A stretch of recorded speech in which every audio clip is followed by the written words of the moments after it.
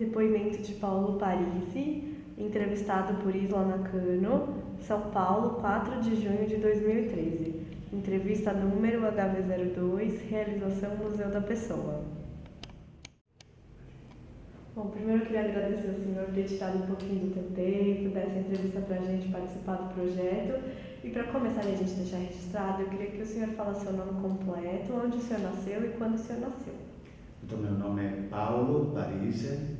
Eu nasci dia 29 de janeiro de 1967 em Marostica, uma cidadezinha medieval do norte da Itália. Qual é o nome dos seus pais? Meu pai se chama Antônio Parisi, minha mãe Giuseppina Gazzola. E o dos avós?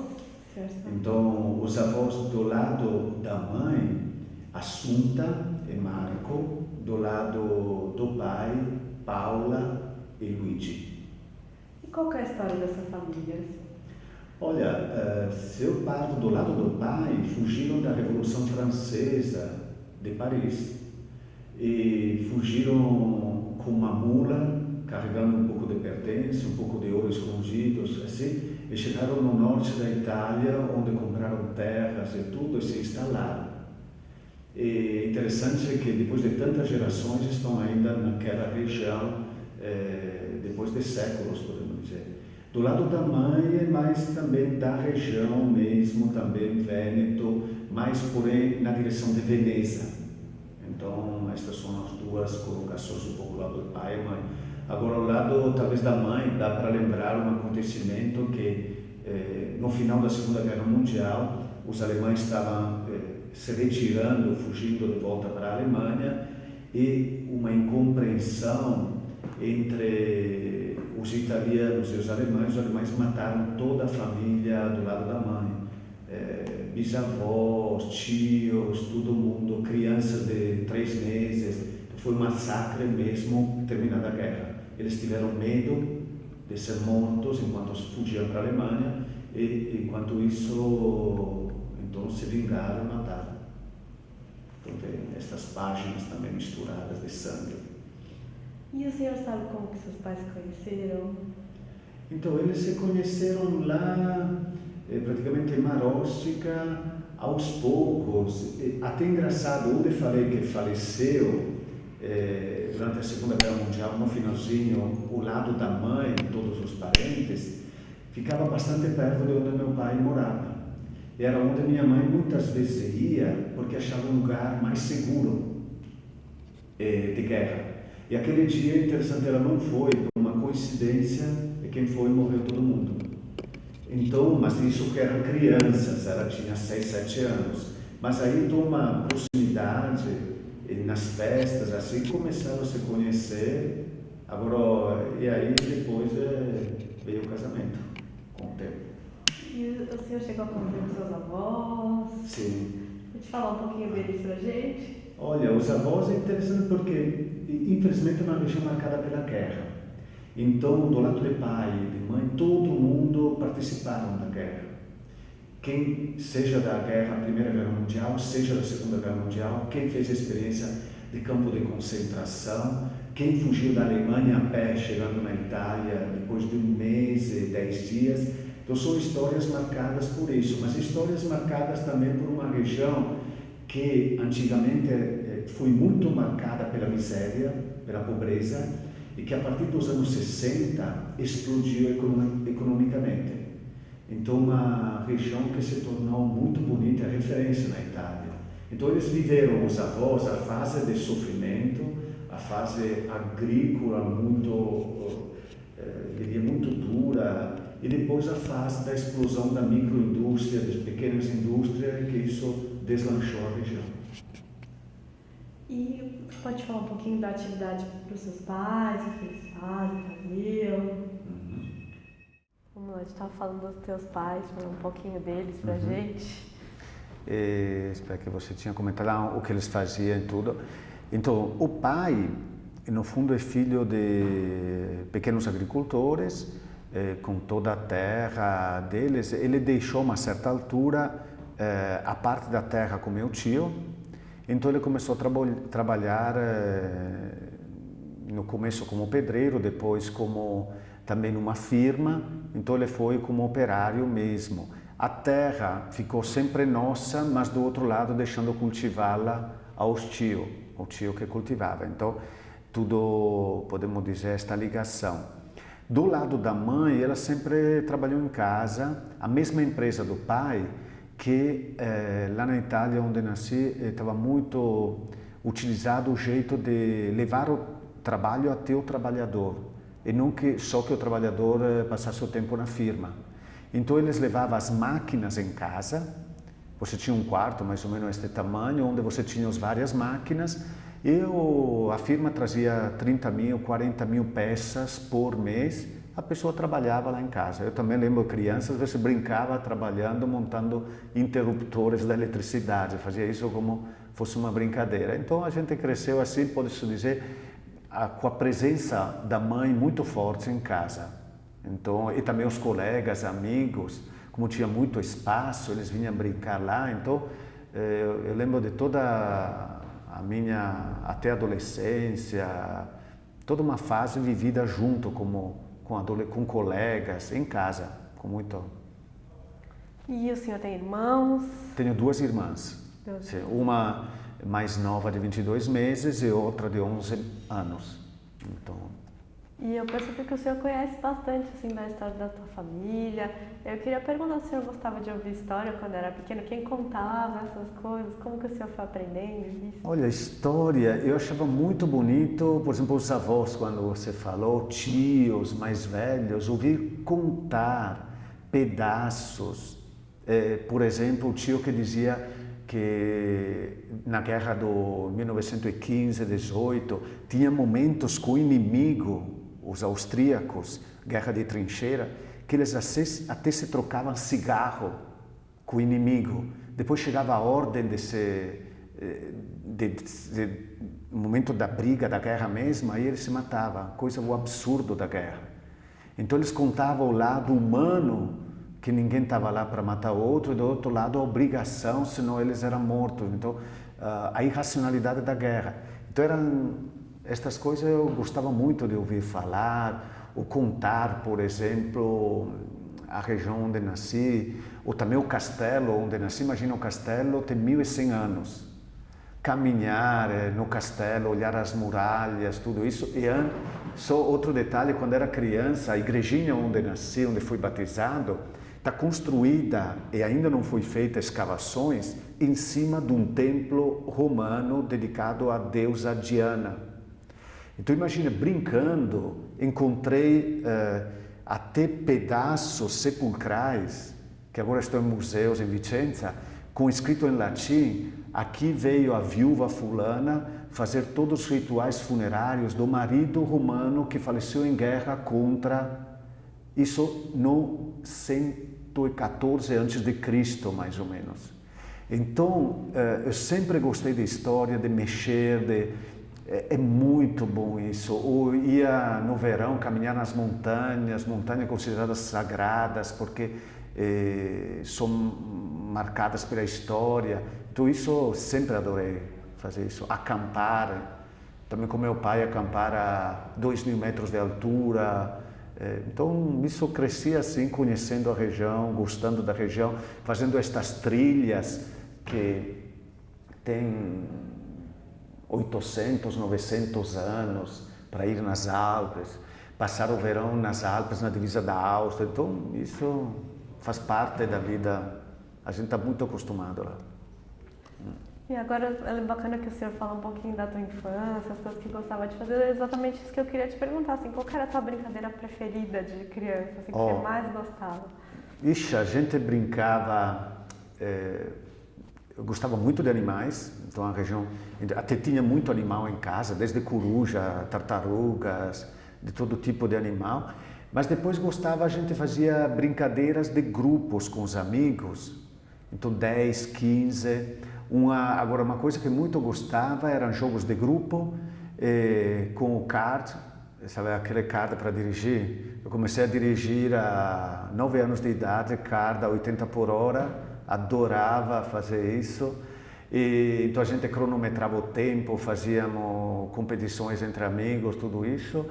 E futebol, vôlei, depois começou o tênis, e ainda patinação no gelo. E era uma região muito boa para todo tipo de mountain bike, bicicleta, então, muita coisa. Pescar, adorava ir nos rios lá nas Alpas pescar.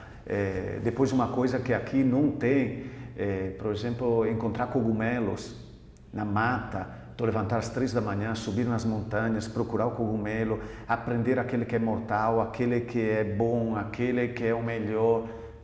Muito bom, isso, saudade.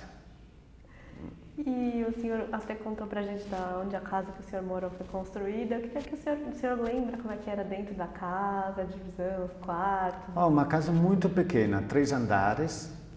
Então, o andar de baixo, estacionamento com 2 carros, uma lavanderia, um banheiro, um lugar só para o vinho, maior que este aqui, onde tem só vinho, porque isso é obrigatório, estamos na Itália, o pai faz vinho também. Depois uma sala para o aquecimento de toda a casa, dos 3 andares, e uma cozinha no andar de baixo que a gente usava no verão quando fazia calor, a gente descia. No andar do meio, 3 quartos, banheiro, corredor, sala, outra cozinha que a gente usava no inverno. Então, e no andar de cima, 3º andar, banheiro, quarto para visitas, e 1, 2, 3, outros 4 quartos que a gente colocava coisas, coisas que não usava, bicicleta que não usava mais, então um depósito lá no 3º andar. Então, depois fora tinha ainda um espaço onde ao lado da casa tinha todo o pareiral, a 3 metros de altura, mais ou menos 20 metros, onde no verão a gente colocava mesa, a gente jantava fora, tomava um copo de vinho com amigos, um café, então todo esse espaço não faltava, e não falta. E como é que era assim a rua, os vizinhos, a relação com o pessoal da região? Sabe, uma região que eu chamaria quase muito semelhante ao interior, apesar que tem tudo que a cidade tem, então se mistura as duas coisas. Se quer piscina, tem piscina. Se tem campo de vôlei, de futebol de salão, de basquete, então tem esta. E com os vizinhos, que a realidade então de bairro, muito unida, em organizar festas, momentos de solidariedade, tudo, até a religião muito unida, a vivência da religião, uma proximidade com o padre da região. Tem a pequena escola onde a gente cresce junto e tudo, então eu acho um ambiente familiar, definiria a pequena cidadezinha, o bairro melhor. E tinha algumas festas que eram festas da cidade, assim, ou da região? Tem, o bairro onde nasci tem a festa que é o primeiro final de semana de maio. É a festa dedicada a São Floriano, que é o nome do bairro, que era um soldado romano que morreu numa perseguição na Áustria. Penduraram, pelo fato de ser cristão, penduraram uma pedra de moinho e afogaram num rio da Áustria. Então tem esta festa com todos os seus elementos típicos de uma festa de primavera. E a prefeitura, que chama Marostica, do bairro faz parte disso, ela tem uma tradição que é conhecida a nível internacional, o jogo de xadrez ao vivo. Então, cada 2 anos, os anos pares, então 2014 a próxima vez, em setembro, o segundo final de semana de setembro, se faz a festa, se lembra o mito, a história se junta. O dono do castelo, de 1100 anos atrás, tem uma filha linda que todo mundo quer casar, os 2 que se sobressaem, pede ela em casamento, o dono do castelo não quer que se desafiem com espada, não quer ver sangue. Aí o que ele faz? Ele faz construir um tabuleiro na frente do castelo, calcula mais ou menos 30 metros ou mais, um tabuleiro enorme de mármore, e aí os 2 se desafiam no nobre jogo de xadrez. Quem ganha, então casaria com a filha do castelano, como se fala, Eleonora chamada. E aí acontece todo este desafio, cavalo de verdade, torre de verdade, peão de verdade, tudo.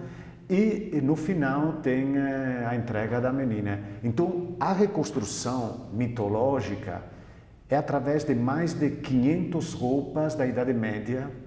Então, atrai muito turista porque é uma daquelas representações culturais. Não se usa italiano, mas dialeto de Veneza de 1100, 1200. Então, a terminologia, os costumes, o ambiente com o castelo, o incêndio do castelo, homens armados, toda a reconstrução é muito bonita. Aí, uma vez fiz a parte do, como se chama? Do alfiere, é uma parte do scudiero, que é aquele que representa a família. Fiz esta peça também, participei. É típico a gente participar em um dos 500 personagens desta representação. E como é que era a preparação para essas festas quando participava assim? Ensaio, ensaio, ensaio. Muito ensaio. Os últimos ensaios com todas as roupas, armadura, tudo. E aí, lente de contato, nada de óculos, tudo isso. Aí depois que faz tudo, começa a apresentação ao público, quinta-feira à noite, sexta-feira à noite, sábado à noite, 3 apresentações no domingo. Então é uma coisa muito bonita que atrai pessoas e que fazem também no mundo. Já fizeram no Brasil, em São Bernardo do Campo, já fizeram nos Estados Unidos, no Canadá, na Austrália, no Japão. Então isso eles fazem também em vários lugares, até porque a música é música medieval também. Instrumentos a cordas e tudo, o ambiente é muito bonito. E além dessas festas, você contou uma festa pra gente típica, eu queria saber das festas na sua casa. Era comemorado Natal, aniversário? Havia as festas normais de aniversário, as festas dos parentes, dos avós, dos tios mais próximos. Depois, festa do Natal, de Páscoa, então todas as grandes festas. Agora lá tem a festa que não tem aqui, que é do onomástico. A festa do nome da pessoa. Então, por exemplo, para mim, o dia de São Paulo. Então, aquela é uma festa como festa de aniversário. Então, coisa que aqui tem só aniversário. Lá tem duas. Então, que tem o nome Ana, no dia de Santana, no dia de São José, cada um com o seu nome faz a festa do onomástico também. Então, normal, acho, todas estas festas. Mas também acho que em casa, pai e mãe também tinha aquela coisa, às vezes, de transformar um dia normal em festa, sem nenhuma razão especial. Inventava, comprava aquele doce, tudo e fazia festa. Tinha alguma comida especial, assim, dessas festas, que as avós faziam, assim, que marcou, tenha marcado a sua infância? Olha, cogumelo, polenta e bracciola, que é um tipo de carne, o feijão feito com um tipo de molho típico da região, que na festa que fazem em maio, se faz este tipo de feijão com este tipo de molho. No molho tem sardinha, carne de porco, tem uma série, alcaparra, toda uma série de coisas que faz um molho que é uma delícia. Então, e depois tem doces, não sei, os doces das montanhas, com mirtille, com aqueles frutinhos de montanha que típicos também, muito bons. Depois, o pai, ao redor de casa, ele plantou muitas árvores, então tinha todo tipo de frutas, cereja, maçã, pera, pêssego. E então é só ir na planta. Minhas sobrinhas agora, tenho 6 sobrinhas, elas vão lá na casa dos avós, se penduram na planta e pegam o tipo de fruta que querem. Então é algo bonito, até porque o pai não usa venenos, então é natural 100%. Então, além de ser gostoso, é saudável. E agora eu queria perguntar para o senhor lembra de quem que entregava a correspondência na sua casa? Como que isso funcionava na cidade? Então, lá na Itália, tinha il postino, como se chama lá. Tem até um filme, Il Postino. Ele entregava, claro, em cada casa, todo dia de moto. Então, ainda hoje, continua assim. Todo dia ele dá a volta de todas as ruas. E até meio-dia ele termina de dar a volta, 1 da tarde. Então ainda hoje, de segunda a sábado, funciona assim. Como quando eu nasci, então entregando as cartas, entregando os cartões. Ainda hoje, quando o pessoal vai no verão ou vai viajar, o costume é mandar um cartão para as pessoas mais próximas. Apesar dessa era da internet e tudo, de outras formas de comunicação, o cartãozinho daquela praia onde vai, ou daquela montanha, ou daquela cidade, todo mundo escreve 2 linhas e manda para aquelas 7, 8 pessoas mais queridas. Isso ainda se faz. Ainda aqui, estando no Brasil, recebo isso ainda hoje, às vezes daquela praia no sul da Itália, no Gargano, ou da Ostia, ou de outros lugares. Então, E como é que é a sensação de receber ainda hoje, assim, nos dias atuais, um cartãozinho? é sempre um efeito, acho, parece mais cheio de vida que um simples e-mail, que um torpedo, que acho, você percebe, eu, por exemplo, todos os dias me comunico com a Itália com VoIP, então, por exemplo, até nem às vezes não preciso nem e-mail, me conecto, mas o cartão parece que é um pedaço de uma experiência que está chegando. É a experiência que está fazendo, não sei, de férias naquele lugar, ele arranca aquele pedaço e te chega, então está cheio de vida. É carne, pode dizer, não é um pedaço frio, diria isso. E o senhor lembra que tipo de correspondência seus pais recebiam? Se comunicavam com alguém de longe? Então, meus pais se comunicavam com, por exemplo, a mãe, com uma tia que não morava mais na região, que tinha ido morar em Perugia, e com um tio que morava em Bolzano. 2 tias, minha mãe era 10, ela tinha 9 irmãos, com ela 10, então 2 se espalharam em outros lugares da Itália, então com eles eram cartas. Enquanto o pai, sendo todo mundo ficou mais ou menos na mesma região, então era menos isso, mais a visita. Você dava um pulo no domingo à tarde para fazer uma visita.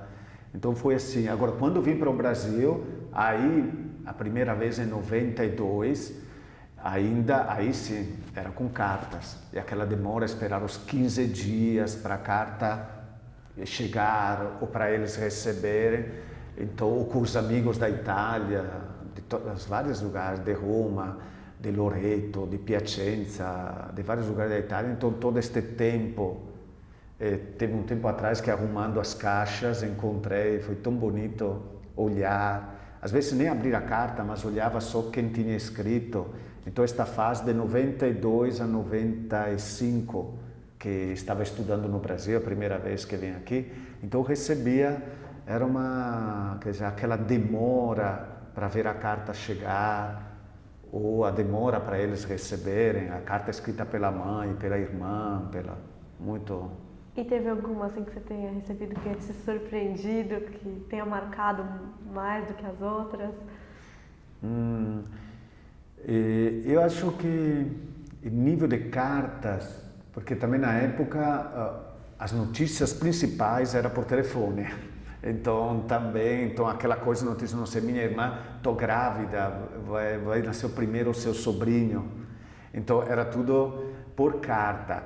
Mas eu acho as partilhas mais, às vezes, marcadas pelo sofrimento, alguém da família que estava passando por algum momento mais complicado e que desabafava na carta, isso me marcaram. Uma tia que estava com câncer, que depois acabou falecendo, que morava ao lado da casa dos meus pais. Então, estas cartas são muito cheias de significado. Acho que aquelas me marcaram muito.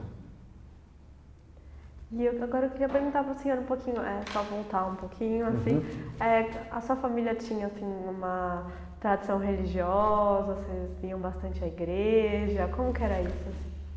Do lado, eu diria família, não só pai e mãe, mas também os avós, os bisavós. Então, os 2 lados, do pai e da mãe, tinha esta raiz bem forte religiosa. Então, a igrejinha que lá era uma referência. Eu nasci numa região onde, calcula que tinha um padre cada 1000 habitantes. Então a relação também com o padre era muito próxima. Ele era um amigo, um companheiro de casa, às vezes vinha almoçar em casa, jantar. Então tem esta relação de proximidade.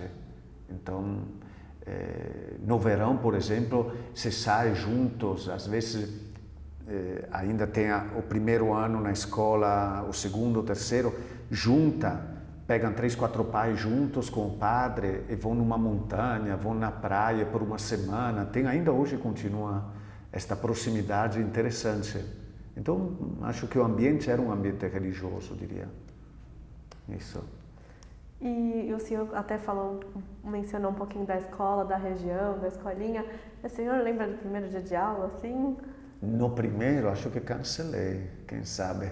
O primeiro, lembro de alguns detalhes da creche, por exemplo, algum detalhe quando ia na creche de 4, 5 anos. O primeiro dia de aula na escola que a gente chama escola elementar, lá confesso que o primeiro dia mesmo não lembro. Eu lembro outros detalhes, mas não gravei, até porque gostava de ir. Não. E o que o senhor mais gostava da escola, assim? Da escola gostava dos passeios que a gente organizava. Imagina uma escola, o número, 9 estudantes para um professor. Não é como aqui, são 30, 40, quer dizer, um número muito reduzido e acompanhados, muito bem acompanhados. Então, por exemplo, os primeiros 5 anos. Então, contato com a natureza, passeios, a aprendizagem, as brincadeiras. A gente brincava na escola, brincava na rua, brincava em casa com o mesmo grupo. Então havia um grande elo. Então realmente eram várias dimensões da mesma família, que a gente se encontrava na catequese na escola, na rua para brincar, na escola para estudar, mas era sempre o mesmo grupo, os mesmos 9 unidos em tudo. E tem algum professor que tenha marcado assim a sua trajetória escolar? Então, nos primeiros 5 anos, na época eu tive só uma professora que acompanhava a gente, então chamava o sobrenome Farinha, então ela. Depois, quando fui para a escola média, como se chama lá, que é os outros 3 anos depois dos 5 iniciais, então 6º, 7º, 8º ano, lá, então, tem uma professora que ainda está viva, que acho que tem 96, 97 anos, que lembro de matemática, aquele de italiano, que era do sul da Itália, da Campania.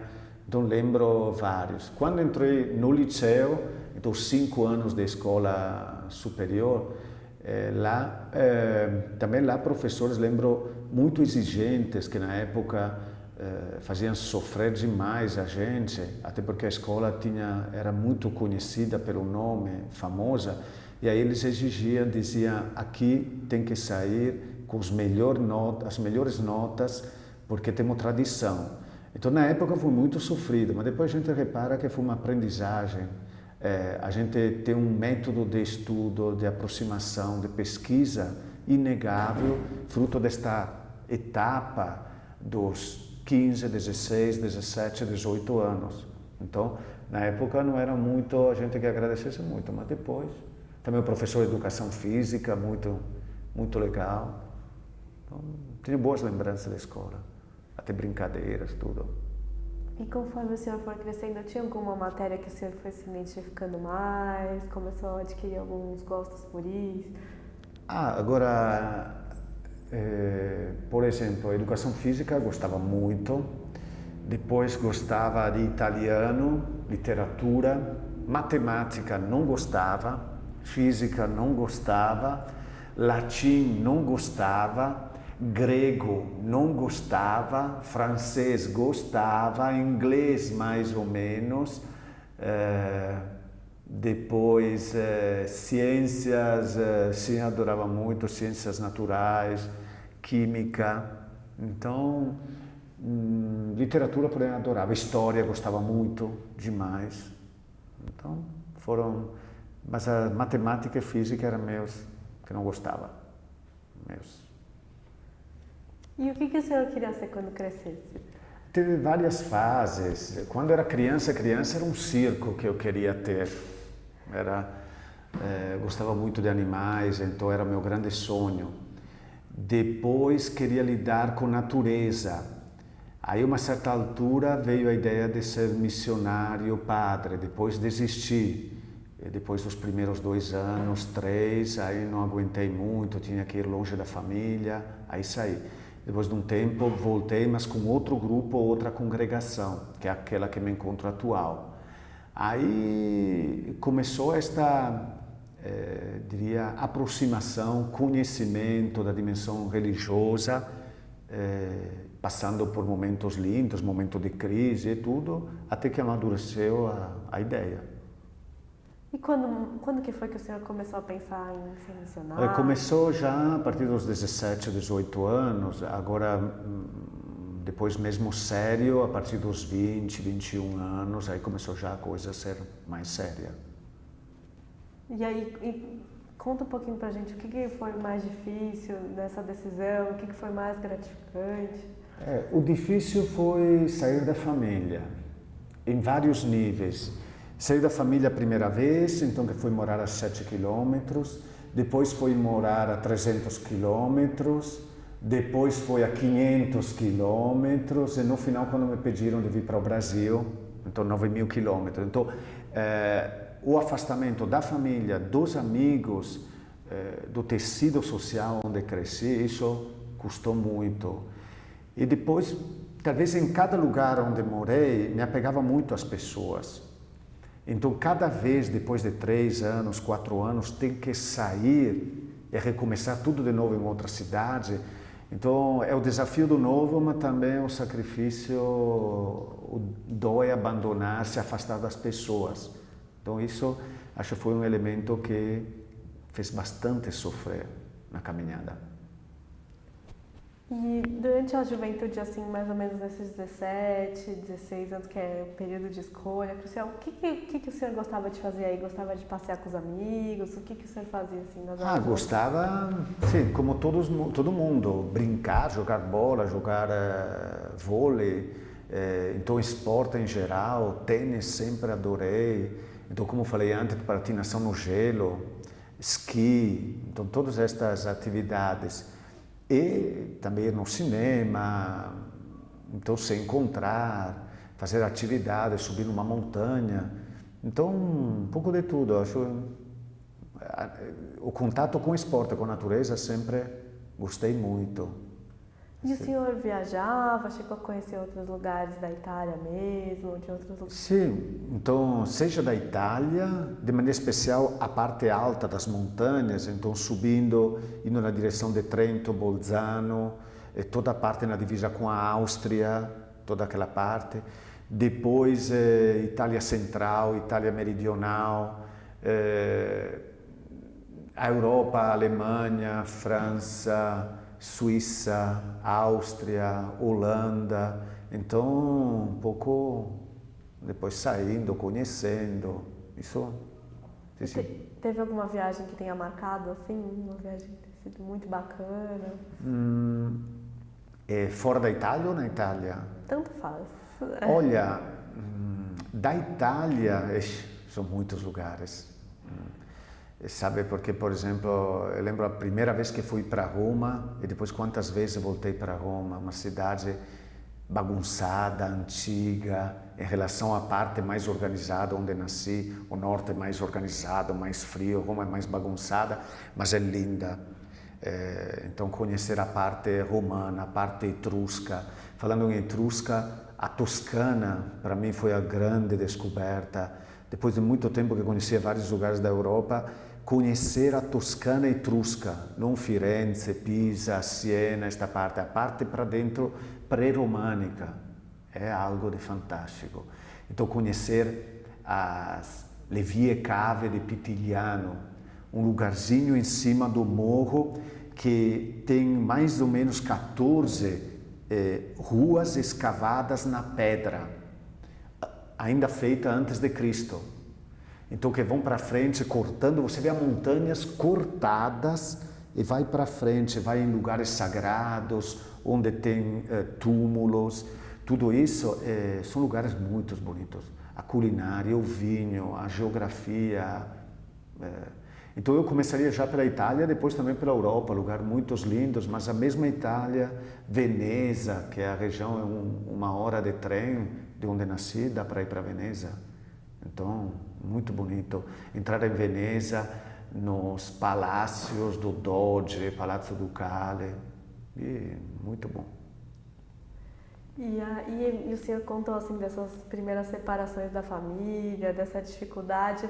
O senhor comunicava por carta com a família ou por algum outro meio? Sim, também não quando fui a 7 quilômetros, que era perto, mas quando comecei a ir mais longe, 300 quilômetros, 500 quilômetros, além do telefone, com os amigos e tudo, existia sempre a dimensão da carta. Então, uma mensagem mais refletida, partilhas de alguns momentos. Então, a carta marcou este momento também da vida, seja na Itália, seja como comentei quando vim pelo Brasil. Então, isso sim. E como foi que o senhor começou a estudar filosofia, teologia? Filosofia eu comecei a fazer em Ancona, mais ou menos na Itália Central. Eu lá fiz 3 anos de filosofia. Depois que fiz um ano de estágio e tudo, aí pediram de fazer uma troca internacional, 2 italianos vir para o Brasil e 2 brasileiros ir para a Itália. É aí que em 92 eu vim para cá. E aqui no Brasil fiz 4 anos de teologia. Então, posso dizer, a filosofia foi feita na Itália, a teologia aqui no Brasil. A filosofia que adorava, realmente, muito desde a filosofia clássica, filosofia contemporânea, talvez a medieval não muito, mas a contemporânea também muito bom. Também dos grandes filósofos, desde Nietzsche e outros também, Kierkegaard, Sartre, muitos filósofos contemporâneos, bastante dos últimos séculos, assim, muito bons. E teve algum livro que tenha marcado esse período, assim, ou algum autor específico? Livro de filosofia ou livro em geral? Pode ser tanto de filosofia quanto alguma coisa que você tenha lido que tenha marcado o momento. Assim. Eu posso dizer que Nietzsche foi um autor que me interessou bastante, agora, mas também os clássicos, Platão, Aristóteles, então são autores, Agostinho, vários autores que eu gostei. Depois literatura italiana, aí sim, desde Montale, Dante Alighieri, Manzoni, aí toda a literatura italiana muito bom poder ler, acompanhar. E depois também os grandes diretores de cinema, mas aí a gente entra em outro, o Pasolini, outros autores, mas na literatura, acho a literatura italiana o que mais, seja poesia que narrativa, eu gostava muito. Isso. O senhor falou do cinema, o senhor ia ao cinema na sua cidade? Sim. E o senhor lembra tem algum filme também que tenha marcado, assim, a juventude? Sim, agora são filmes, tem filmes italianos que não saberia, por exemplo, eu gostava muito, seja de filmes do o ator e diretor La Vita è Bella, o Benigni gosto muito dos filmes dele. Depois tinha autores italianos, Terence Hill, Bud Spencer, filmes até para se divertir assim. Depois Fracchia la belva umana, Fantozzi, quer dizer, por isso esta aqui são filmes italianos, então nem chega aqui, nem chegaram, acho a maioria. Gostava muito. Ou também filmes mais internacionais, aí, estilo americano, mas os italianos também gostavam. E essa vinda para o Brasil, o senhor contou como que foi de trocar os estudantes, dois, e como que foi essa decisão de escolher vir para o Brasil? Posso dizer que foi contra a vontade no início, eu não queria vir, até estava pensando de largar tudo, de largar a caminhada da vida religiosa, de me tornar padre, porque não queria. Então, como fazemos durante o processo de formação, já tem momentos de estágio, então a gente era treinado também para viver a questão de se deslocar de um lugar para outro, tudo isso. Aí no começo não queria mesmo, foi muito sofrido. E também os colegas, ninguém da nossa turma queria, não porque a gente sabia, porque alguns foram para as Filipinas, outros foram para Chicago, nos Estados Unidos, outros aqui, outros em Buenos Aires. Então, fomos pulverizados pelo mundo. Então, ninguém tinha noção de onde ia, mas talvez era a vontade de ficar onde a gente nasceu, na terrinha, na Itália, ok. Agora, depois do primeiro ano, que foi sofrido pela saudade, porque acho que entrar numa realidade é morrer uma parte da gente e renascer para apreciar a cultura e todos os detalhes, aí comecei a gostar. Então eu acho que o primeiro ano foi um ano sofrido, aí depois não me arrependo de ter topado vir no Brasil. Tanto é verdade que agora, para mim, Brasil e Itália para mim, me sinto em casa nos dois. Aí às vezes eu vou morar em Roma por 2 anos, volto aqui, independentemente eu me sinto em casa realmente. É claro que agora, morando mais no Brasil, quando a gente volta, às vezes sente que a Itália, claro, como todo país, a gente fossiliza na cabeça o país de origem e o país vai para frente. Então a gente fica sempre um pouco defasado, mas é típico da migração isso, de sair de um país. E como que foi essa chegada aqui no Brasil? Onde que o senhor veio morar? Conta um pouquinho pra gente. O primeiro impacto foi no aeroporto de Guarulhos, quando eu desci do avião e a polícia pediu exames médicos, todos os exames médicos para verificar se estava bem de saúde para poder entrar. Então tinha todo o pacote, só que eu não entendia a palavra chapa. Quando o policial me pediu a chapa de pulmões. Eu fiquei chapa, e fiquei boiando até que teve uma pessoa que me traduziu para outro idioma e eu consegui entender. Até ele estava se irritando, o policial. Então depois a coisa estranha, por exemplo, quando eu fiz o visto em Milão, eu não entendia porque tinha que escrever que não teria entrado em questões sociais, não teria entrado no Brasil em questões em território indígena, tudo isso tinha que assinar pena expulsão. Então era coisa que eu não entendia na época, mas que eram restícios da época militar, no fundo existia isso. Agora, chegando aqui, depois foi as surpresas, uma atrás da outra, aprender a questão do idioma, que não conhecia, a culinária, a cultura, tudo isso foi uma descoberta atrás da outra. Os primeiros meses, estudar o idioma, ir na escola para aprender a falar. Então foi bem interessante, gostei. E onde que o senhor veio morar? Vim morar no Ipiranga. Então morei 4 anos no Ipiranga e estudava lá também no Ipiranga. Depois fiz escola também de idioma, a Euroschool na época existia, onde estudei português.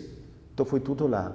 E depois na mesma escola precisaram de professor de italiano, aí eu dei por 3 anos italiano, na mesma escola onde estudei português. E aí fiz os 4 anos de teologia lá, até o bacharel. Depois fiquei em Vicente de Carvalho, perto de Santos, 1 ano. De lá precisava de professores, aí me pediram se podia me formar, fazer mestrado. E aceitei, fui para Roma, onde fiz 2 anos e meio de mestrado. Aí voltei, só que eu pedi, então, se tinha que dar aula, eu gostaria de morar em periferia e não morar no centro de São Paulo. Aí a minha escolha foi morar no Grajaú.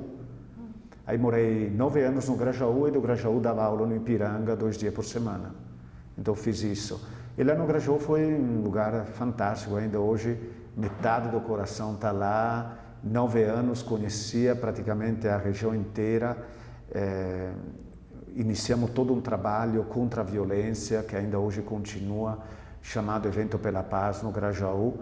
E aí realmente foi toda uma experiência linda, de maneira especial com os jovens da região, contra a violência. Aí nasceu, depois que mataram um jovem dentro da igreja, de 14 anos, uma série de atos de violência, nós começamos a nos movimentar. Aí daria para gravar horas e horas, quando narcotraficantes derrubaram a porta da casa para entrar, para me procurar, para me bater, quando o chefe do tráfico mandou 2 motos para me acertar porque estava atrapalhando. Ixi, tem cada coisa lá que daria para fazer um livro só sobre este capítulo de atuação pela paz no Grajaú. E por que o senhor escolheu morar no Grajaú? Porque, no fundo, o que movimentou estava, eu não diria o fato principal, mas junto com a vocação era poder ajudar em lugares de mais necessidade. Aí quando eu vi todas as possibilidades que me ofereceram, São Bernardo, Santo André, Ipiranga, para cá, Vila Prudente, tudo, quando eu vi que, e teria também Grajaú, mas só que aí ninguém quer ir. Aí quando eu vi isso, eu falei, opa, quero ir. Nem conhecia o que era Grajaú, mas aí aceitei e foi muito bom. A experiência, o contato com as pessoas,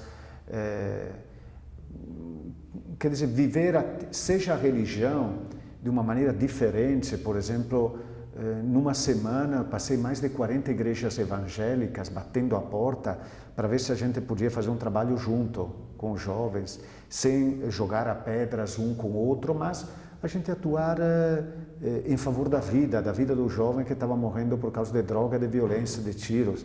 Então, experiências muito bonitas com as organizações da sociedade civil, ONGs. Então, foi 9 anos lindos lá. E quais que foram os principais frutos desse trabalho, assim? Olha, eu diria, a primeira, que muitos daquela garotada, hoje em dia, atuam em projetos sociais, ONGs, com protagonismo extremo. Então, você percebe, desde a região sul e outros lugares de São Paulo onde estão espalhados, como eles estão atuando, aqueles valores que eles receberam, aqueles ideais estão vivenciando hoje em dia. Então, isso para mim já é suficiente ver isso. E depois foram as pequenas conquistas, não sei, o grupo do Circo Escola do Grajaú, de street dance, que nós vimos crescer e tudo, ver ganhar o primeiro lugar em São Paulo por dança contemporânea, com as melhores escolas do Morumbi, do Alphaville e tudo, garotada de favela. Então foram tantas coisinhas muito bonitas, conquistas na época e depois também hoje em dia, quando a gente se encontra, a gente se fala, se manda um e-mail. Então, uma fase muito bonita. E como que foi essa resistência do lado do narcotráfico? Porque, na verdade, o senhor também estava atuando, ajudando a região a desenvolver, a parte social. A questão era, a regra básica, claro, era não atacá-los diretamente. Essa era a regra básica. Agora, eu fiz acho o segundo evento pela paz. Eu não sabia de um chefe de um bairro. Eu fiz o evento muito próximo da favela onde ele tinha o quartel-geral. Isso incomodou. Aí eu fiquei sabendo depois, ele tinha matado 48 pessoas e ele tinha mandado me dar uma lição, só me bater.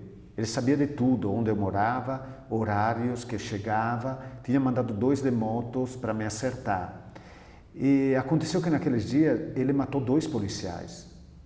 E sabemos que quando mata policiais, se movimenta todo o grupo até que encontra, não sossega. Circundaram a favela com 2 helicópteros, parecia cena de filme, com faixas de luz, e o exército, a polícia, casa por casa. Ele fugindo no telhado, até que encontraram ele, levaram no quartel e encontraram enforcado. Claro que a polícia matou. Não? Então, depois que aconteceu isso, um dos 2 que tinha sido enviado para me dar a lição, ele me falou. Ele me falou, Paulo, se cuide porque, olha, aconteceu isso, então ele morreu, mas pode ser que outros, também você atrapalhe outros. Então foi um dos fatos. Depois teve outros também. Esse aqui é um dos pequenos acontecimentos ligados depois teve outros com tentativa de conciliar brigas entre grupos para não ver mortos, cheguei a esconder até adolescentes, tinha matado 2, um tinha sobrevivido, escondê-lo atrás do carro e levá-lo para outro lugar para que não seja morto. Então tem um monte de acontecimentos realmente daquela época. Padre, me conta um pouquinho então, depois como é que durante esse seu período no Grajaú você continuou teus estudos de teologia? Continuei como professor na época. Então dei 9 anos de aula e ao mesmo tempo morava lá. Então eram as duas coisas. E ajudei a criar uma rede de já entidades que atuavam na região. A gente chamou Rede Grajaú. Então tinha mais ou menos 13, 14 instituições de várias entidades, religiosa ou não religiosa. Falei antes do Circo Escola Grajaú, mas depois o Projeto Anchieta, Comunidade Cidadã, Fé e Alegria, Centro Comunitário, Nossa Senhora de Fátima. Então, todos estes grupos começamos a trabalhar em rede. Isso foi todo um tipo de atuação. E outro este evento pela paz no Grajaú, que chegou a 13º ano já. Esse ano é 14º já de existência deste evento. E como que se deu o contato do senhor com a migração, com a Casa do Migrante, com o Centro de Estudos? Esse foi depois que voltei do doutorado. Então, terminada a experiência no Grajaú, começou uma certa insistência para que eu desse uma paradinha e fizesse um doutorado. Aí fui para Roma, praticamente fiquei de 2007, 2008, 2009 fazendo doutorado na Gregoriana em Roma. E quando voltei, então me falaram que seria interessante se você viesse aqui. Eu aceitei, então continuei a dar aula numa faculdade no Ipiranga, dar aula na Avenida Paulista, no instituto, em outros lugares, assessorar e tudo. E ao mesmo tempo comecei aqui, então, a entender aqui como funciona o Centro de Estudos Migratórios, a Casa do Migrante, marcando presença, conversando com as pessoas, e depois ampliando o projeto, que foi o trabalho do ano passado, criando um projeto de mediação. E aí fomos ampliando com o Centro de Pastoral, e toda a parte que está aqui embaixo, onde além da documentação advogada, se ampliou a presença da advogada de 1 a 4 dias, a presença da psicóloga, presença de assistentes sociais, eixo saúde, eixo trabalho, que foi a novidade do ano passado. Então começamos a aumentar tudo isso.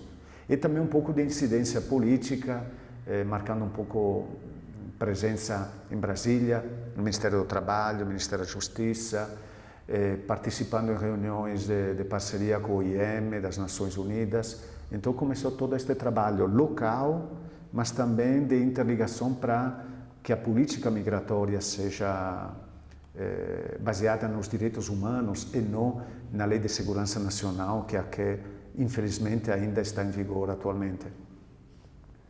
E como que foi esse processo de voltar para fazer o doutorado, depois voltar para cá? O senhor sentiu saudades daqui quando estava lá? A verdade é que quando saí do Grajaú, saí chorando. Posso dizer, a despedida, o último dia, meu Deus, foi de infarte mesmo, um teste de coração, porque depois de 9 anos, então lotaram, foi uma despedida muito bonita que a turma organizou. Muita gente, várias horas lá de despedida, passava gente e tudo. Então eu senti muito a saudade realmente chegando em Roma. Até porque o ritmo foi diferente, comprometido no ambiente social e de repente passa um ritmo de biblioteca o dia inteiro. Então o choque foi grande. Documentos, biblioteca, livros. Então imagina, de estar direto em contato com as pessoas e com as problemáticas sociais, passa de 8, 9 horas de biblioteca por dia. Então, mudou radicalmente. Os primeiros meses foram difíceis até para se acostumar no novo ritmo. Aí começou, o professor que me acompanhava era um alemão, começou todo o trabalho de montagem, de projeto, de estudo, de pesquisa, até no final dos 3 anos ter o estudo preparado e tudo. Aí depois que terminei tudo, aí voltei e vim para cá. E qual que foi o tema da tese do senhor? Então, a minha área, que se chama Teologia Sistemática, e a área minha do doutorado é de Cristologia, e a tese é as Cristologias das 5 conferências do Episcopado da América Latina e, entre aspas, podemos dizer, nas entrelinhas, não está no título, em diálogo com as Cristologias da Libertação. Então tem esta duplicidade. Então praticamente um arco de tempo que vai de 1955 até 2007, pego isso, as visões no mundo católico ou também no mundo protestante em geral, as visões ligadas a Jesus Cristo e como isso foram modificando de 55 até 2007 em diálogo com documentos oficiais e com a sociedade. Então tem tudo isso, mais quase 600 páginas sobre isso, publicadas em italiano, mas não em português. Estou preguiçoso de traduzir tudo. Aí. Padre, e quando o senhor voltou, esse contato, eu queria que o senhor falasse quais foram as primeiras questões que o senhor identificou, assim, voltando aqui. Do universo dessas pessoas que estão em fluxo, em movimento, que chegam, que vão. A primeira coisa foi a percepção que talvez aqui onde nós estamos hoje, na Missão Paz, nesta estrutura que nasceu no 1939 para acolher a migração italiana, aqui é um lugar onde se sente a migração, mas o Brasil, quer dizer, ainda muito pouca migração. Acostumado na Europa, milhões de imigrantes, onde chega a 7, 10% da população local, cheguei no Brasil, então, eu falei, a questão migratória é quase insignificante. Então, esse foi o primeiro impacto. Dentro do Brasil, claro, São Paulo recebe 50% dos migrantes do Brasil. Então, metade está em São Paulo. Apesar disso, ainda são poucos. Então, os grandes grupos que se destacam, os bolivianos, quando eu cheguei, agora são os haitianos, mas na época eram os bolivianos. Depois, outros 2 grupos, os do Peru e do Paraguai, que era bastante consistente. Então, foi esta percepção, então acompanhar estas migrações, começar a ter contato, e aí já tinha outros, o Padre Mário aqui, que acompanhava os bolivianos há muito tempo. Fui começar com estas migrações, depois começaram a chegar um pouco mais de africanos, mas e o ano passado, quando chegaram muitos haitianos, que tivemos que acertar, preparar também espaços de emergência, porque não tínhamos lugar. Então, no salão, colocamos colchões no chão, tudo isso para que eles pudessem descansar, dormir, se alimentar, a gente preparava comida. Então, foi uma fase de emergência, fevereiro, março do ano passado. E quando que o senhor entrou em contato com essas cartas do seu estudo? As cartas, interessante, foi a monografia, o TCC de bacharel. Então, quando estudei de 92 a 95, naquela época, então, o final do 4º ano de teologia, como TCC, apresentei este trabalho, esta monografia. Depois de alguns anos, no ano 2000, aqui pelo Centro de Estudos, pediram de fazer uma pequena publicação e aí autorizei tudo e transformaram em livro essa aqui, Um Rosto de Deus, Cartas de Famílias de Migrantes. Então, mas o trabalho foi um trabalho acadêmico realmente, que porém peguei as cartas aqui do Centro de Estudos onde nós estamos, do acervo. E como que foi, quando que o senhor encontrou e viu tudo aquilo? Então, eu queria pegar um assunto, não refletir sobre a dimensão religiosa em abstrato, mas queria dialogar com produções do povo. E aí peguei a ideia, quando fiquei sabendo que tinha cartas que não tinham sido estudadas e que estavam aqui, então selecionei 160 cartas da década de 80, podemos dizer, de 82 a 88, desta fase, e que tinham sido recolhidas por alguns agentes daqui região leste, na Vila Industrial, num lugar que era chamado, uma favela conhecida como Favela Iguaçu ou Favela da Ilha, porque tinha um córrego que fechava todo ao redor. E a coisa incrível foi que eu comecei a estudar o material sem ainda conhecer o lugar. Quando estudei todas as cartas, li uma por uma, transcrevi, fichei tudo isso, fui conhecer o lugar com quem recolheu as cartas anos antes. Foi que era o Alfredo, foi interessantíssimo, porque a pessoa se apresentava, eu sou Fátima. E eu lembrava a carta que tinha estudado, as 2, 3 cartas destinadas a Fátima, lá de Pernambuco, escritas. Então era conhecer a carta e depois conhecer as pessoas destinatárias das cartas, foi uma experiência incrível. Era ver o rosto do que a gente via nas entrelinhas.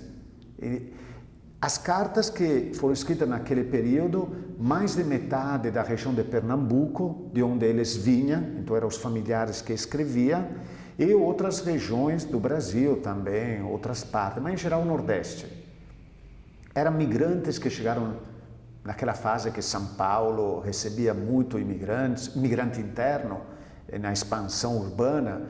Então, havia realmente uma concentração de pernambucanos, de outros lugares, neste lugar. Eu analisei, então, estas cartas e, então, tive que analisar o fluxo migratório daquela época, dos anos 70, 80, da urbanização, explosão. Depois, estudar um pouco o instrumento de comunicação que é a carta, que é diferente do telefone, de outras maneiras, então, como ele funciona. Tive que perceber que muitas cartas tinham um intermediário entre quem escrevia e quem ditava a carta. Então, tipo o filme A Central do Brasil, tudo isso. Então, tinha pessoas que escreviam ou pessoas que liam aqui em São Paulo. A carta que não era, dava para ler, cheias de erros de português, mas isso até era difícil a transcrição, porque era cada coisa que precisava ficar lá, passar tempo para transcrever, tentar entender. É linguagem falada que fica escrita. Então você lê, mas parece linguagem falada. E depois de fazer isso, então, que vê o conteúdo da carta, escrita às vezes por causa de um falecimento, comunica que faleceu o pai, às vezes ligado a um casamento, ligado à questão de saúde, a chuva, a seca, momento de saudade, como está lá em São Paulo, você vai voltar, quando você volta, manda bênção para meu afilhado. Então os assuntos são os mais variados destas 160 cartas. Comecei a ver qual era o conteúdo, e aí o meu interesse como teólogo era ver se Deus estava presente, como estava presente e ligado a quais assuntos. Então esse aqui foi o foco principal. Agora, da carta, me chamava a atenção que eram escritas em várias conjunturas pessoais, momentos de alegria ou de tristeza, e como elas retratavam o lugar de onde elas vinham, e aqui o destinatário. Agora, outro detalhe que me chamou a atenção foi olhar as datas das cartas. E comecei a perceber que havia 2 concentrações destas 160, uma junho-julho e outra dezembro-janeiro. Aí foi, claro, festa da época das festas juninas e das festas de Natal. Ou seja, naquele momento a saudade era muito grande, aí a necessidade de entrelaçar os laços com aquele que estava distante, que a migração tinha afastado. Então a carta como uma ponte para se aproximar da pessoa. Aí tem trechos até, não sei, muito interessantes que você percebe na época da festa junina, a pessoa que pergunta, por exemplo, vamos ver, encontrei aqui, olha, na época da festa de São João, uma mãe escreve para a filha que estava nesta favela da ilha: peço que você venha fazer a fogueira aqui comigo para nós comer galinha e arroz. aquela que eu fichei como carta número 81, para não colocar nomes de pessoas. Ou depois uma irmã que faz o convite para outra irmã e diz, dia 31 de maio, ele vai vir fazer pamonha e canjica aqui. Você venha também conosco, que vai ser a maior festa do Milho Novo.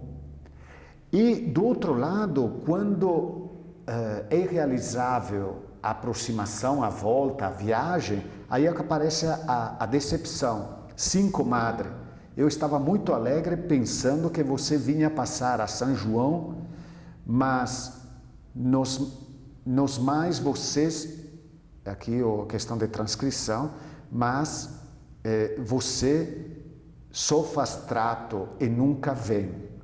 E aí, o dia da fogueira, outra carta, esperava a volta da filha, mas não veio. Então, são uma série de cartas, você percebe esta concentração, festa juninas e festa de Natal. E a carta que tenta restabelecer este vínculo que a migração quebrou. E os assuntos, questões de saúde, questões relativas a namoros, falecimentos, colheita, seca, criança que cresce. Então, são temas muito presentes nestas cartas. E o senhor chegou a manusear assim um envelope, o selo, o carimbo? Todos temos aqui ainda hoje no arquivo, então mexer com a carta, entender a caligrafia, o jeito de escrever, ver a data que tinha, porque a questão da data no início eu não tinha nem percebido. Então, quanto mais entrava no assunto, mais percebia detalhes que numa primeira aproximação não tinha visto. Então depois comecei a ver as cartas escritas por mulheres e cartas escritas por homens. E percebi, opa, 80% é escrita por mulheres. A mulher escreve mais então que o homem. A mulher que escreve para o marido que está aqui em São Paulo, em geral. Então comecei a ver a questão de gênero, isso, a questão, o vínculo de parentesco entre quem escreve e quem recebe a carta, e aí fui tabulando, colocando todos estes elementos. Aí fiz uma avaliação geral e um capítulo onde pego algumas cartas e coloco as cartas por inteiro. Então também como transcrição para ter uma visão global. Aí seleciono 5 ou 6 cartas. E o senhor falou que conseguiu perceber essa questão da mediação, de uma pessoa escrevendo por outra, sabe, uma pessoa aqui lendo por outra. Como que o senhor conseguia identificar, assim, quais os elementos? Porque muitas vezes aparecia referência explícita. Você percebia na escrita que havia a pessoa que editava e a pessoa que estava escrevendo. E até a pessoa que editava fazia referência, olha, é fulano de tal, que você conhece, que está escrevendo. Então, aí a gente percebia estes lances, ou também a referência, olha, você percebia de um jeito muito delicado, ao receber a carta, leva para fulano que ele vai ler para você. Então, sem ter vergonha, mas como um jeito, um instrumento para poder decodificar a escrita. E depois, porém, também quem escrevia, uma certa dificuldade porque não tinha sido alfabetizado, podemos dizer bem, então era uma primeira alfabetização, então percebia o domínio da escrita muito complicado, então era mais o jeito de escrever realmente difícil às vezes. E teve alguma que o senhor leu e não acreditou que estava lendo, que aquela notícia não chegou naquela pessoa, que ficou parada? Então, que a carta não chegou a destino? Todas as cartas que eu peguei tinham chegado na pessoa, todas elas. Até porque foram recolhidas nas famílias. Então, foi por isso teve esta vantagem, cartas que foram recebidas e lidas. Agora, teve cartas que chamaram a atenção, lembro uma que estava escrevendo que tinha que fugir do terreno porque o fazendeiro estava ameaçando de morte. Então, você percebe até... eu diria, não só a dimensão individual, mas os problemas sociais que estão por trás das cartas. O problema, por exemplo, da ameaça na roça, da prepotência do fazendeiro que impõe a sua força, que ameaça de morte se não dá a terra para ele. Então, às vezes estas cartas chamavam a atenção, ou aquela que escreve falando da morte do pai. Imagina anunciar a morte do próprio pai para o irmão que está aqui em São Paulo. Do jeito de escrever. Então você percebe toda uma pedagogia para dar a notícia. Então são cartas, quer dizer, que chamam a atenção, realmente. E além desse um lado, teve alguma que tenha tido alguma coisa de alegria muito bacana, assim? Por exemplo, ver, não sei, a carta que contava como estava indo o namoro que está dando certo, é o homem da minha vida, a mulher da minha vida. Geralmente era a mulher que escrevia, então o homem da minha vida. Era bonito ver estes momentos de felicidade, esta conquista, o filho que nasceu e que está bem, a criança que está crescendo, não? Havia muito a descrição das festas de São João, isso também são bem interessantes, nos detalhes, o padrinho de fogueira, então tudo isso que eu ainda, imagina, eram 4 anos que eu estava no Brasil, eu perguntei, mas o que é padrinho de fogueira? Então tinha coisa que eu nem sabia o que era, teve que correr atrás, então, para entender.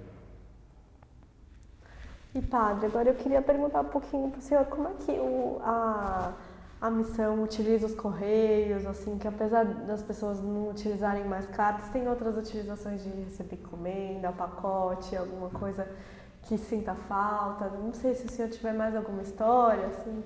Então, como você está falando, quer dizer, estamos numa época hoje onde já mudou. A mesma Casa do Migrante, quem atuava lá me comentava que havia as épocas das cartas, anos atrás, porque a casa tem várias décadas. Hoje em dia você olha os migrantes, ou vai numa lan house, ou usa um telefone, ou várias maneiras de se comunicar. E atualmente a carta se reduziu, eu diria, primeira questão, o uso, o diálogo do banco com o imigrante. Então, chega o cartão, chega questões, então o banco. Se você vai lá agora na casa do migrante, vai olhar ao lugar do correio, Bradesco, Itaú, Banco do Brasil, Caixa, tudo uma atrás da outra de todos os bancos possíveis e imagináveis. Então, isso é o grande serviço que a gente encontra lá. Além disso, questão de documentação ligadas a questões de regularização, trabalhos que a advogada faz. Então, tudo isso também, não tudo, mas chega também através da carta. E depois eu vi chegar, às vezes, alguma encomenda, imigrantes que compraram algumas coisas, também algum produto, e chega. Então, chega a caixa, todo feliz para receber, então vai ver o que tem dentro, o correio chega, abre. E do outro lado, também muitas cartas que ficam desta aqui, por exemplo, dos bancos, porque o imigrante muda. Até que fica na casa do migrante, mas quando ele sai da casa do migrante, às vezes vai morar em outros lugares de São Paulo, esquece de passar e tudo, então fica empilhadas.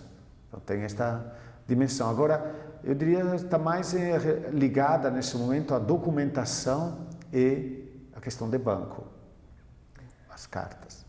E o senhor, durante esse seu tempo morando entre Itália e Brasil, teve algum pacote ou encomenda que o senhor tenha enviado ou recebido?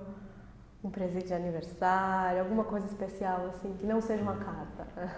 Olha, pacote, te digo, as caixas que mais gostei, por exemplo, cogumelo seco, calcula 1 ou 2 quilos enviados, um pacote, para expedição, então ver chegar o cogumelo, fantástico, então me lembra toda a realidade onde nasci, onde cresci, seco, aí preparar para fazer um risoto, para fazer, isso muito bom. Depois foram livros que não tinha que pedir de me enviar, então isso também é interessante. Às vezes foto, agora não, é enviado tudo por e-mail, mas eram as fotos também que era bom ver, que te mandava. Às vezes uma roupa também comprada lá, que a mãe compra, quer te mandar. Então são sempre coisas que se destacam. E o senhor lembra da primeira carta que o senhor escreveu? Na minha vida ou aqui no Brasil? Não, na sua vida. Vamos ver. Ou que recebeu também. O que recebi? Eu acho que mais de cartão. Aí que recebia era aquelas que eu falei no contexto de férias, que um ia e mandava carta um para o outro, entre parentes. Isso sim. A gente saía, não sei, ia para a praia um mês com a minha família, mandava carta então para os conhecidos. Olha, estamos aqui em Caule, aqui está tudo ok, um grande abraço. Ou quando os outros iam, a gente recebia. Então, não sei, quando fui para a Alemanha, por exemplo, em Stuttgart, aí escrevi carta para o pai, para minhas irmãs e tudo. Então, são momentos da vida.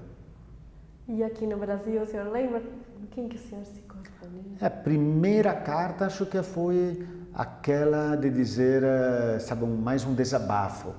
A cabeça está estourando, só escuto falar em português, estou com saudade de ouvir alguém que fala italiano, então ligo TV português, ligo rádio português, olho para lá, é tudo português, preciso falar italiano. Então esta, por exemplo, ou da comida no início, que dizia, gente, aqui é arroz todo dia.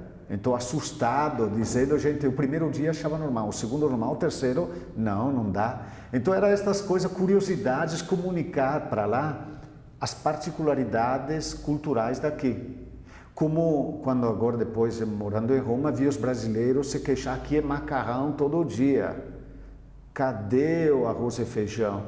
São aquelas coisas invertidas, então que são engraçadas, curiosidade que um escreve para o outro. Padre, conta um pouquinho pra gente então hoje como é que é seu dia a dia, quais são as suas funções aqui na missão. Olha, dia a dia eu diria, tenho 2 dias que dou aula então numa faculdade de teologia, na terça e na sexta.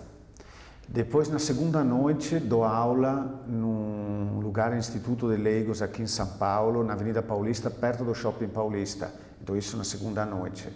Depois, a aula ainda são cursos de um mês, assim. Por exemplo, o curso no Instituto Judeu-Cristãos, na Ana Rosa. Então, tem vários cursos. Sábado, estarei na região de São Mateus. Tem estes cursos pontuais. Aqui acompanho toda a parte de documentação no centro de estudos, então onde fica o dia normal, dia a dia. Aí acompanho o banco de dados, são milhares de dados de imigrantes que temos inserido no sistema. Então olho como estão, se o cadastramento está ok, os serviços, se está tudo, se procede bem. Aí acompanho os artigos para a revista Travessia também, que o editor passa, então às vezes eu dou uma avaliada o que acho do artigo e tudo.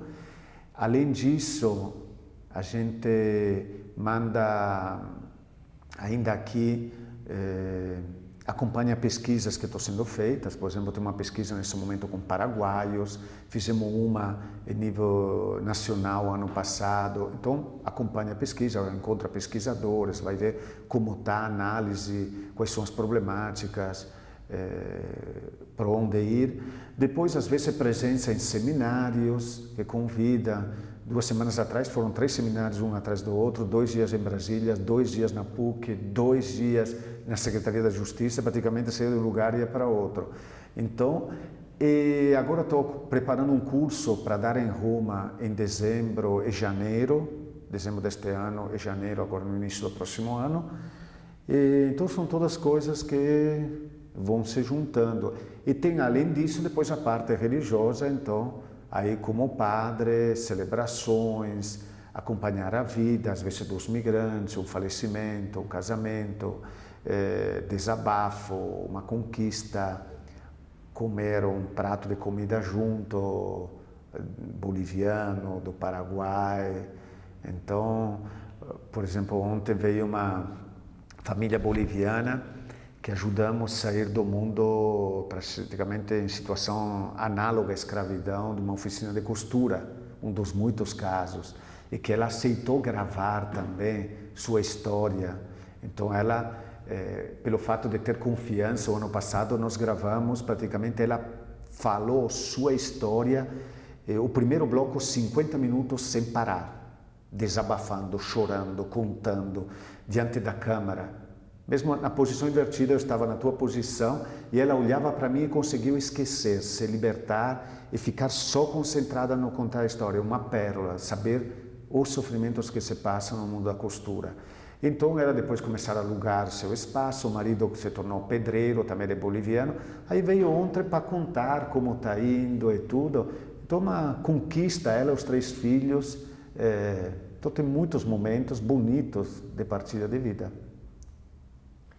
E antes de eu fazer umas perguntinhas finais para o senhor, eu queria que o senhor contasse para a gente um pouquinho da sua trajetória espiritual, assim, como é que é essa coisa de chamado, como é que o senhor, isso foi se desenvolvendo, fala um pouquinho. Eu acho que, como você falou, é um desenvolvimento, não é algo linear. Eu diria, talvez a experiência-chave a primeira é perceber que Deus não é um conjunto de regras, não é um sistema moral, não é uma tradição, não é uma instituição, mas é um ser vivo. É muito mais que tudo isso. Então o resto são consequências, entre aspas, menos importantes. Então começar a experimentar Deus como alguém com o qual posso dialogar, me relacionar numa dimensão interpessoal, acho que isso é a charada, a experiência-chave, esta. A partir daí, então, começa todo o processo de amadurecimento. Será que posso doar a minha vida e me dedicar totalmente a Ele? Será que consigo abrir mão de formar uma família? Quando acontece de se apaixonar por uma pessoa, então, dá vontade de largar tudo. Cheguei a pedir um tempo, a pedir um ano de tempo para dizer, não, olha, acho que não é por aí, acho que talvez eu desejo formar uma família. Então isso é feito de altos e baixos, de abrir mão. Não é só questão de abrir mão de formar uma família, mas também a questão, por exemplo, econômica, que a gente faz voto de pobreza. Diferentemente dos padres diocesanos, que podem ter sua conta, tudo, nós abrimos mão de tudo isso. Então, onde dou aula, eu não fico com o dinheiro, nas faculdades e tudo, onde dou palestras, eu coloco no caixa comum, é usado para a casa do migrante e tudo assim. Então, são dimensões, às vezes, tem momentos da vida que é mais fácil, momentos da vida, às vezes, que aparece até um pouco de egoísmo e tudo. A gente diz, mas por que tem que abrir mão de tudo? Então, existem estas dimensões. Agora, a beleza é experimentar como um Deus ao mesmo tempo presente e ao mesmo tempo uma presença que não se deixa colocar numa gaiola nas categorias humanas. Pelo fato que eu sinto Ele presente na minha vida, agora eu vou conseguir manipulá-lo, vou consegui-lo colocando dentro dos meus esquemas. Não, Ele me deixa para trás e me coloca em xeque, assim. Então, acho que a relação com Deus é muito bonita. A proximidade e distância, confiança exige disponibilidade. É uma relação viva como um amigo mesmo. Eu diria, a minha experiência foi esta, até agora. O futuro não sei, mas até agora. E entre esses seus colegas, os outros padres assim, que moram longe, alguns que ficaram na Itália, teve uma troca de cartas, tem uma comunicação? Tem um grande amigo, eu acho que é aquele que a gente mais se escreveu. Atualmente ele é diretor do Centro de Estudos de Paris. Fui visitá-lo também lá. Tem cartas que a gente estudou junto, fizemos filosofia juntos na Itália, tudo. Aí ele ficou em Roma, eu vim para o Brasil. Então, nos anos 90, a gente se escrevia muito, contando como iam as coisas lá em Roma, nos estudos, na vida, no discernimento, nos momentos de dúvida. E a mesma coisa eu daqui. Então, com ele, acho... Hoje em dia a gente se comunica muito com Skype, não mais por carta. Mas naquele momento ainda tenho as cartas. Tenho cartas de minha mãe, de minhas irmãs, as cartas dele, de alguns amigos, amigas. Então ele faz parte daquelas coisas preciosas, eu diria. Ele não é mais padre agora, ele largou a vida religiosa como opção de ser padre, mas liberdade, existe este vínculo de amizade muito grande com ele. Padre, fala um pouquinho assim, hoje, quais são os principais desafios da missão, assim da missão aqui? Primeiro, eu acho os desafios são em diferentes níveis. Podemos dizer, vamos começar pelo macro, a política migratória do Brasil. Acho que aí, hoje em dia, o Brasil está diante de, como fala o Paulo Abrão, secretário do Ministério da Justiça, de uma fragmentação incrível. Então, primeiro, há um déficit democrático, a lei ainda da época da ditadura militar, baseada no Conselho de Segurança Nacional. Então, mudar a lei, grande desafio macro. Segundo, a questão migratória está fragmentada. Ministério da Justiça, Ministério do Trabalho, Ministério das Relações Exteriores, Polícia Federal, a gente fica maluco. Não há algo que unifique, como em outros países, uma agência de migração, tudo isso. O terceiro, muitas vezes a política migratória, em nível então, macro ainda, se reduz a fazer entrega de vistos, de autorização de entrada, mas não tem uma política de integração, de intercultural no Brasil. Então, os haitianos, por exemplo, não é suficiente dar o visto para razões humanitárias, onde eles moram, onde ele arruma emprego, a saúde. 2 semanas atrás, um morreu num canteiro de obras. Nós fomos atrás da questão do corpo por 1 semana. Nós corremos atrás de tudo isso, para mandar para o Haiti e tudo, para a família. Tivemos que avisar a família que estava morto, que aconteceu um desastre na obra, ele foi... muita terra caiu em cima, matou ele, feriu outros 2. Então, esse nível macro, eu diria, sensibilizar para que haja uma política coerente migratória no Brasil e baseada nos direitos humanos. Acho que isso é macro. Depois, isso também, claro, na esfera federal, estadual, municipal. Além disso, eu diria aqui a gente percebe o grande desafio. Primeiro, na casa do migrante, é o desafio diário de acompanhar os casos, as pessoas. A pessoa, quando começa a arrumar um emprego, chegou o tempo de sair da casa, às vezes tem que ajudar, tem que dizer, olha, seu tempo acabou. Ah, mas você está me expulsando? Não, é que a sua vaga agora vamos deixar para outra, que está mais necessitado. Você agora já tem 2, 3 salários acumulados, guardados, pode alugar seu cantinho. Então tem pessoas que entendem, outras pessoas que não entendem, normal. Não pode evitar formas de paternalismo, de assistencialismo barato, olhar o migrante como um sujeito, como outra pessoa, então não como alguém, o cuidadinho que precisa de ajuda, ajudar os funcionários a não ter esta visão. Tá, pode ser um momento de fragilidade devido a uma conjuntura de situações, mas ele é protagonista da sua vida. Então, vamos deixar que ele caminhe com suas pernas. Então, tudo isso são desafios aqui no dia a dia. O desafio de ter sempre os funcionários motivados, de ter paciência, porque às vezes dá para perder a paciência. Tem alguns imigrantes, não é porque é migrante ou refugiado que é santo. Tem cada um, às vezes, que enche a paciência, que, pelo amor de Deus. Então, tem tudo isso. Desafio com o mundo da mídia. Se tornou aqui um lugar muito visado pela mídia, tanto é verdade que tivemos que colocar só uma pessoa, uma responsável de toda a comunicação daqui da missão.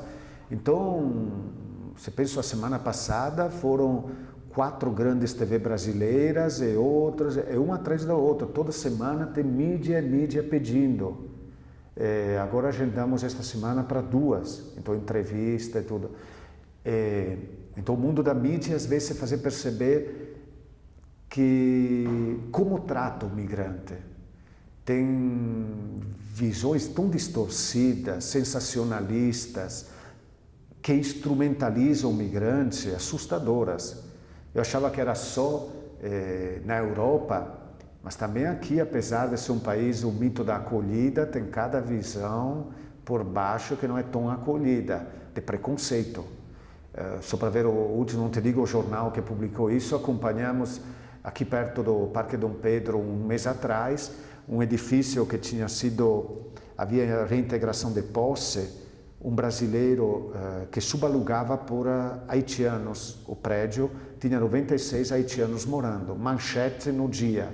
Nós acompanhamos desde as 6 da manhã, a hora que veio a polícia, até as 9 da noite. Alugamos caminhões, colocamos geladeira, fogão, temos ainda coisas aqui guardadas no lugar. Manchete no outro dia, lugar, não sei se usava clandestino, pequeno, não, República Haitiana, no centro de São Paulo, foi desativada, e colocava os migrantes irregulares, ou ilegais, pior ainda, acho que usava o termo ilegal, pior, foram mandados embora de lá. Nós cadastramos os 96 na semana antes, não tinha um que não tivesse documentação regular. Eram todos regulares. Então joga estas imagens na mídia, é um dos exemplos, sem conhecer, então aí, por exemplo, outro dia uma jornalista falei, sinto muito, para o seu jornal não dou entrevista. Mas como é preconceito, você está generalizando? Eu falei, não, você conversa com o editor-chefe e fala que a última reportagem, como foi feita, e a pauta que chegou aqui era para justificar estas teses preparadas de antemão, cheia de preconceitos. A gente exclui. Então, acho que tem que partir para saber dar posturas fortes nestas situações. Então, são muitos desafios. Às vezes, também a casa do migrante que não tem vagas, tem pessoas chegando. Uma noite chegaram 3 famílias da Colômbia fugindo das Farc. 10 da noite a Kombi da prefeitura trouxe 2 famílias, 9 filhos e 3 famílias, 10 da noite, com mais nenhuma vaga lá. Então você se trata de se quebrar a cabeça, como arrumar colchões, vai comprar leite em pó, fralda para lá, para as crianças. Então são situações, desafio um atrás do outro, não existe um dia tranquilo, podemos dizer. Agora eu vou entrar numa parte mais final, assim, a gente vai tentar começar a encerrar a entrevista. Eu queria que o senhor contasse pra gente, diante de todos esses desafios diários, esse trabalho tão bacana, o que o senhor faz assim nas horas de lazer? Tem um tempinho assim que o senhor relaxa a mente? Então, hora de lazer, confesso que às vezes a gente deixa um pouco de lado isso. A gente trabalha, então o perigo é sempre de deixar de lado. Quando estava no Grajaú, o que eu gostava de fazer era pegar a bicicleta, mountain bike, e me mandava pelas beiras da represa da Billing, indo de bicicleta. Então conseguia 1 hora fazer isso. Aqui no centro de São Paulo, infelizmente, a bicicleta não dá para usá-la. Agora, aqui, por exemplo, às vezes eu gosto de cozinhar, então, às vezes receitas italianas, tudo isso, gosto. Gosto de sair com amigos, pessoas aqui, bater um papo, tomar uma cervejinha junto, conversar, muito bom, assistir um filme. Então são coisas assim, mas confesso que às vezes sacrifico muito o lazer. Tem momentos, por exemplo, agora, estas últimas semanas, à noite, estava olhando as falhas no sistema de banco de dados, me comunicando com os técnicos do Rio de Janeiro. Olha, foi resolvido isso, mas apareceu outro problema. Os angolanos sumiram, os haitianos superou o número, tem um problema. Então, todas estas questões a gente se deixa um pouco de lado, não é coisa boa. E o senhor falou que tem sobrinhos, tem 2 irmãs, conta um pouquinho pra gente estudar. Aí quando consigo tirar aquele mês durante o ano que vou para a Itália, esqueço de tudo. Aí viro tio babão, fico brincando, passeando com elas. Aquele mês recarrego as pilhas mesmo. Tento, quando estou na Itália, de não assumir compromissos o menos possível. Aqueles que vejo que é importante, mas os outros deixo de lado, todos os convites. E aí me dedico mais a amigos e família. Passear, caminhar nas minhas montanhas, matando saudade de quando era criança, adolescente. brincando com sobrinhos. Isso é aquelas 3 semanas, um mês, é muito bom, recarrega as pilhas. E agora eu queria perguntar para o senhor tem alguns sonhos, assim, aspiração? Posso dizer que até agora na minha vida tenho a sorte de muitos sonhos se transformaram em realidade.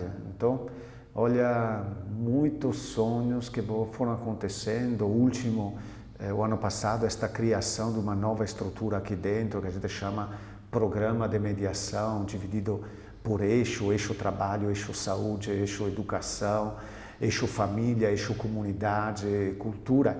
Então, neste ponto tenho bastante sorte. Até agora, tudo isso. Então, minha atuação com os migrantes, os sonhos, eu diria, atuação no Grajaú, na Itália. Até agora, as coisas estão indo. Claro que agora um sonho nesse momento é criar, por exemplo, um outro espaço na Casa do Migrante só para famílias. Não sei se vamos realizar, é um outro sonho, porque atualmente a área masculina e feminina. Como aumentou a presença de famílias na Casa do Migrante, então é criar um espaço onde a família possa permanecer unida no tempo que fica aqui na casa. Então são desafios, sonhos que vão surgindo em continuação.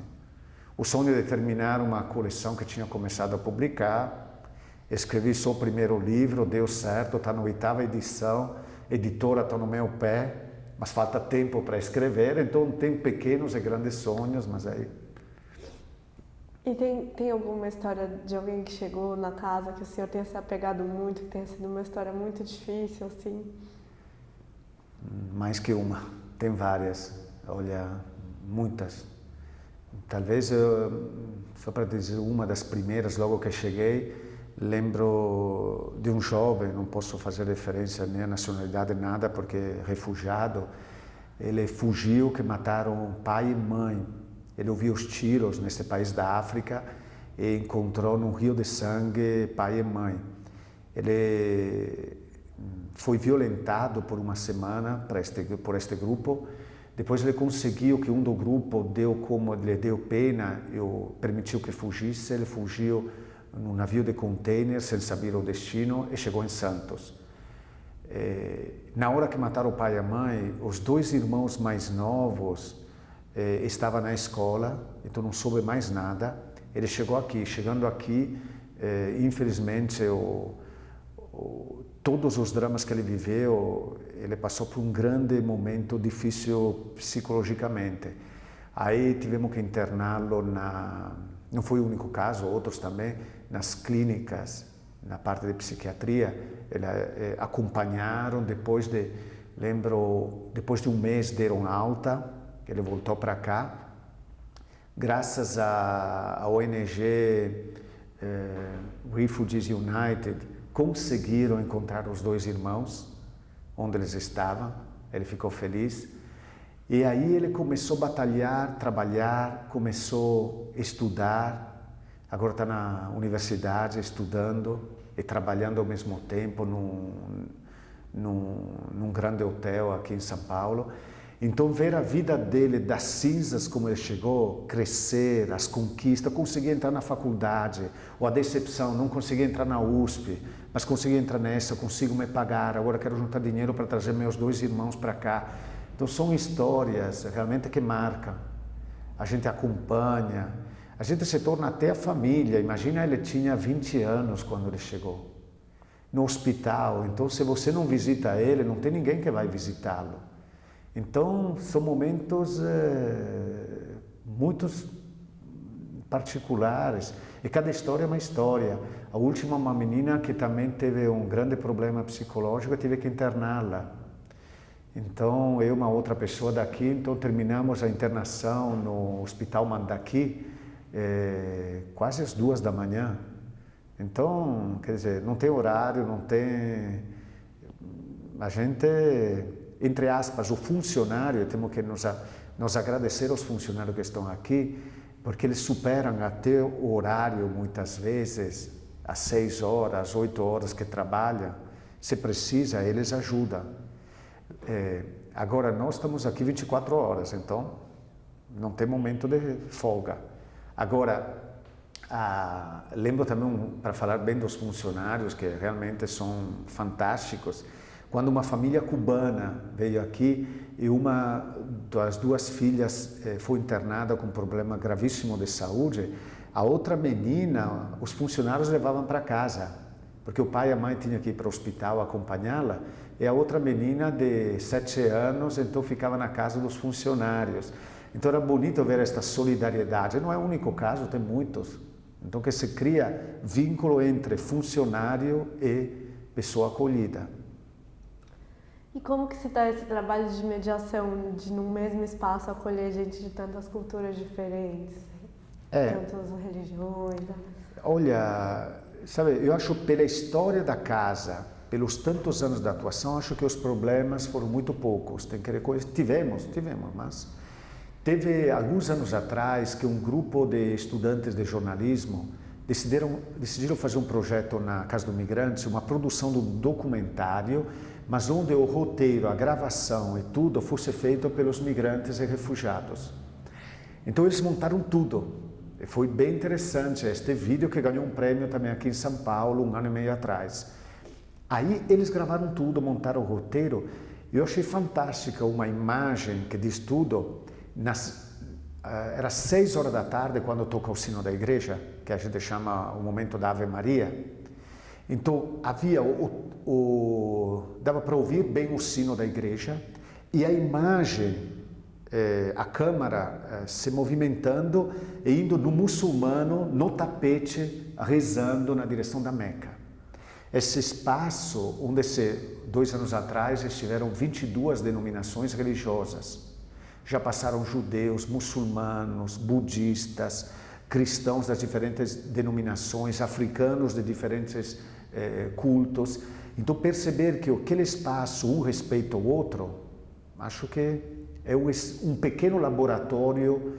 Claro que às vezes faíscas, incompreensões existem, mas em geral temos experiências de convivência interreligiosa muito boa. Fiz algumas experiências de momentos existenciais, de trocas, onde conversando com muçulmanos e outras religiões, muito bonitas a dimensão sagrada que cada um carrega, independentemente do credo religioso.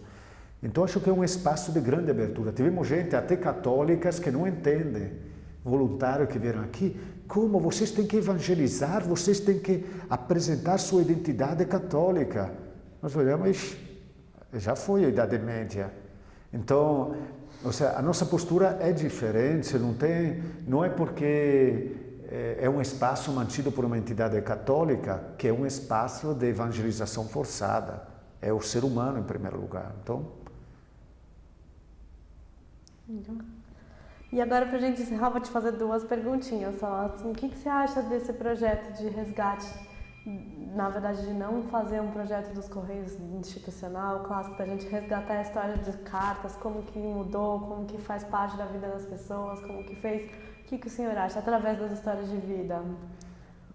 Acho, como se diz em português, bacana. Ou seja, muito bom porque quem teve durante a vida esta fase, ou quem ainda tem a sorte de ter ainda, acho muitos poucos, mas quem viveu esta fase é o momento de lembrar, de comparar, de revitalizar a memória. Então é importantíssimo isso. As novas gerações que não estão acostumadas com isso, que vivem à base claro, a tecnologia somente, e às vezes não tem este momento de ler a carta, não tiveram, é o momento de conhecer esta página da história da humanidade que foi importante e que a tecnologia não substitui. A tecnologia tem outras vantagens importantíssimas e que não pode perder também estas outras. Então, a rapidez às vezes que escreve um e-mail ou uma mensagem e o momento mais reflexivo de escrever uma carta é só um exemplo. Então, acho que é uma ideia boa de manter viva a memória, resgatar um momento e um serviço também que foi feito e que está sendo feito ao longo da história. E como que foi para o senhor contar essa história para a gente? Como que foi para o senhor contar a história para a gente? Voltar lá atrás? Acho bom porque, quer dizer, nós somos o nosso passado, o nosso presente, o nosso futuro. Então, a gente olha o futuro de um lado, mas fazendo a memória, como você ajudou, de muitos momentos do passado, é perceber, ter mais clareza da minha identidade, da minha história, dos diferentes fios que foram construindo a minha vida. Então acho que é sempre uma boa oportunidade, serve não só como memória, como registro, mas também para mim. Então acho que isso é importante. Para mim é um momento de voltar e pensar sobre muitos acontecimentos. Então, muito obrigada, Padre Paulo. Muito obrigada pela sua Nada. entrevista. Parabéns pela sua trajetória, história de vida. Obrigado pela escuta.